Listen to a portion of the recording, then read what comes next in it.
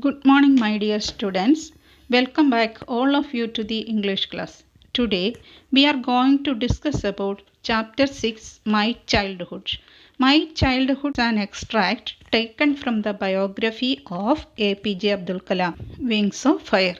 He was a great scientist and also the 14th President of India. He was born in a middle-class Muslim family. In his childhood, he was greatly influenced by his parents, his teachers, and friends. His father, Jainuddin, was not highly educated, but he was a generous and kind person. He was not rich, but provided a secure childhood to APJ and his siblings. Abdul inherited honesty and self-discipline from his father and faith in goodness and deep kindness from his mother. Kalam earned his first wages by working as a helping hand to his cousin Shamsuddin, who distributed newspapers in Rameshwaram. In his childhood, he had three close friends, Ramanatha Shastri, Aravindan and Shivaprakash.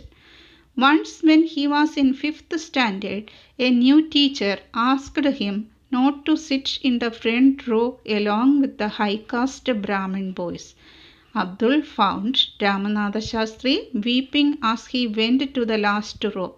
This made a lasting impression on Abdul. Abdul was also greatly influenced by his science teacher Sivasubramania Iyer. He learned the lesson of breaking social barriers from him. Iyer invited him to his home for a meal. Now look at page number 72, 9th paragraph. One day he invited me to his home for a meal. His wife was horrified at the idea of a Muslim boy being invited to dine in her ritually pure kitchen. She refused to serve me in her kitchen. Shivasubramania Iyer was not perturbed, nor did he get angry with his wife, but instead served me with his own hands and sat down beside me to eat his meal. His wife watched us from behind the kitchen door. I wondered whether she had observed any difference in the way I ate rice, drank water, or cleaned the floor after the meal. Ritually pure means kept protected from all outside influences for the observances of religion. Perturbed means absent. These lines means that Shivasubramania Iyer's wife belonged to a traditional and orthodox Brahmin family. She followed the religion very strictly and to keep the kitchen pure. No one from an inferior religion was allowed to enter to the kitchen. When Shivasubramania Iyer called APJ Abdul Kalam for dinner at his home, his wife feared that a boy from a Muslim family would make her kitchen impure. She refused to serve him food in her kitchen. Shivasubramania Iyer was neither upset nor angry. He himself served food to APJ and sat down beside him to eat. His wife stood beside the kitchen door and looked at APJ while he was having food. APJ says that he doesn't think that she felt there was any differences in the way he was having his food or the way he was drinking water or in the way he cleaned the floor. After the meal, he wants to highlight that religion does not matter as it does not alter the way in which a person eats food. Look at next lines. When I was leaving his house, Shivasubramania Iyer invited me to join him for dinner again the next weekend. Observing my hesitation, he told me not to get upset, saying, once you decide to change the system, such problems have to be confronted. When I visited his house the next week, Shivasubramania Iyer's wife took me inside her kitchen and served me food with her own hands. Hesitation means doubt or delay. Confronted means faced or tackled. When APJ was about to leave Shivasubramanya Iyer's house, he invited him for dinner once again. When Shivasubramanya Iyer saw that APJ was hesitant, he asked him not to be upset. He added that if he had decided to change the system to go against the norms of the society, he had to be strong and brave and confront the situation. Confront the situation means face the situation. When he visited Shivasubramanya Iyer's home for dinner the next week, his wife made him sit in the kitchen and served him food with her own hands. This was the change that happened. Look at 10th paragraph. Then the Second World War was over and India's freedom was imminent. Indians will build their own India, declared Gandhiji. The old country was filled with an unprecedented optimism. I asked my father for permission to leave Rameshwaram and study at the district headquarters in Ramanathapuram. Imminent means about to happen. Unprecedented means never done or not before. Optimism means hope or cheer. When the Second World War got over in the year 1945, India was about to get freedom, which happened in the year 1947. Mahatma Gandhi, known as the father of the nation, was a crucial part of India's freedom struggle. He said that Indians would build their own India. The entire country was filled with hope and happiness. Everyone was experiencing such a feeling which they had never felt before. Everyone was hoping that now they would get their freedom. APJ asked his father to allow him to go to Ramanathapuram, which was the district headquarters for higher studies. Look at 11th paragraph. He told me as if thinking aloud, Abul, I know you have to go away to grow. Does the seagull not fly across the sun alone and without a nest?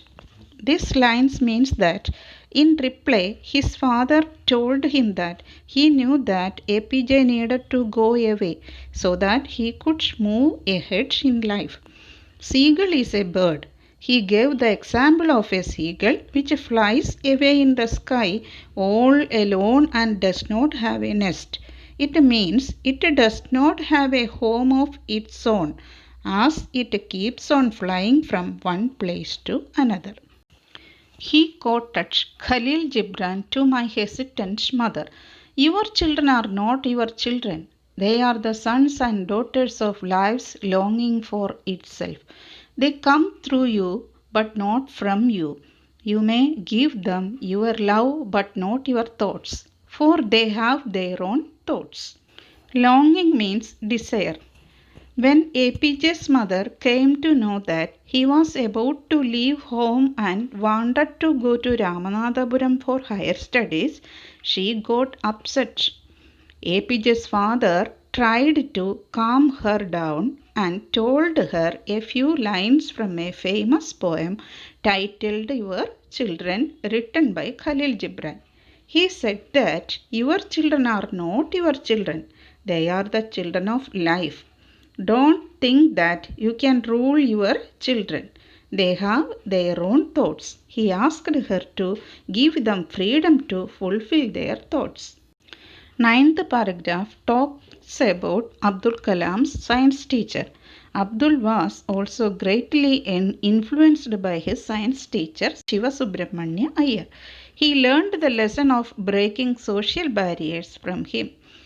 Iyer invited him to his home for a meal. His wife refused to serve food to a Muslim boy in her pure kitchen.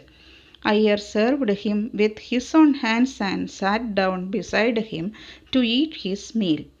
He convinced his wife to serve a meal with her own hands and thus was successful in changing her conservative attitude. 10th and 11th paragraphs talks about his higher studies. For higher education, Abdul Kalam sought permission from his father to leave Rameshwaram and study at the district headquarters in Ramanathapuram.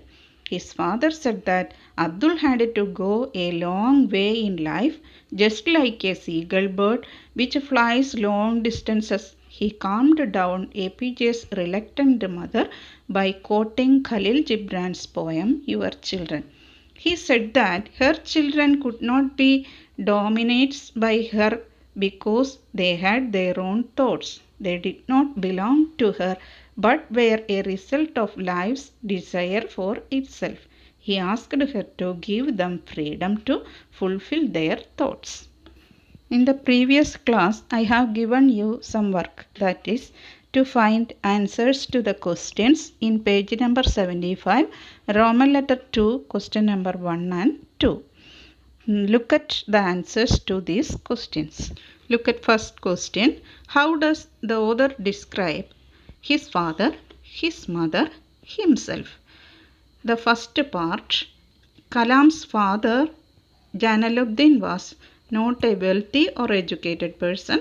However, he was an honest and generous man who possessed great innate wisdom. He was self-disciplined and avoided all inessential luxuries.